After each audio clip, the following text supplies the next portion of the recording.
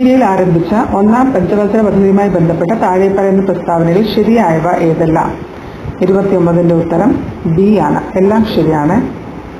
അതായത് 1951 ഇന്ത്യയിൽ ആദ്യ പഞ്ചവത്സര പദ്ധതി ആരംഭിച്ചത്.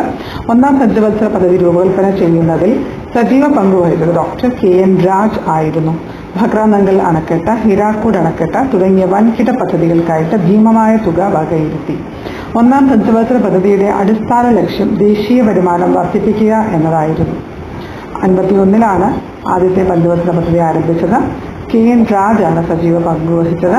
ഭക്രാനങ്കൽ അണക്കെട്ട്, ഹിരാക്കുഡ് അണക്കെട്ട് തുടങ്ങിയ വൻകിട പദ്ധതികൾക്കായിട്ട് ഭീമമായ തുക വകയിരുത്തിയിരുന്നു. ഒന്നാം പഞ്ചവത്സര പദ്ധതിയുടെ അടിസ്ഥാന ലക്ഷ്യം ദേശീയ വരുമാനം വർദ്ധിപ്പിക്കുക എന്നതായിരുന്നു. അടുത്തത്, തണ്ണീർത്തട സംരക്ഷണവുമായി ബന്ധപ്പെട്ട് താഴെ പറയുന്ന പ്രസ്താവനകളിൽ ശരിയായവ ഏതെല്ലാം? ബി ആണ് ശരിയായ ഉത്തരം. എല്ലാം ശരിയാണ്. 1, 2, 3 എല്ലാം ശരിയാണ്.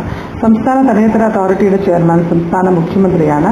കേരളത്തിന്റെ വേമ്പനാട്ട്, കോൾ തണ്ണീർത്തടം, അഷ്ടമുടി കായൽ, ശാസ്താംകോട്ട കായൽ എന്നീ 3 പ്രദേശങ്ങൾ 2002 റാംസർ സൈറ്റുകളായിട്ട് പ്രഖ്യാപിക്കപ്പെട്ടു. നെൽവയൽ തണ്ണീർത്തട സംരക്ഷണ നിയമം 2008 നിലവിൽ വന്നത്. 2008 ഓഗസ്റ്റ് 11 നിലവിൽ വന്നത്. യൂണിയൻ പബ്ലിക് സർവീസ് കമ്മീഷൻ ചെയർമാനെ നിയമിക്കുന്നത് ആരാണ്? 31. ആൻസർ സി ആണ്. 3 മാത്രമാണ് ശരി. രാഷ്ട്രപതിയാണ് യൂണിയൻ പബ്ലിക് സർവീസ് കമ്മീഷന് യൂണിയൻ PSC ചെയർമാനെ നിയമിക്കുന്നത്. ടൈഫോയിഡ് നിർണയത്തിന് നടത്തുന്ന ടെസ്റ്റാണ്. ടൈഫോയിഡ് നിർണയത്തിനാണ് വൈറ്റൽ ടെസ്റ്റ് ആണ് നടത്തുന്നത്. A ആണ് ഉത്തരം.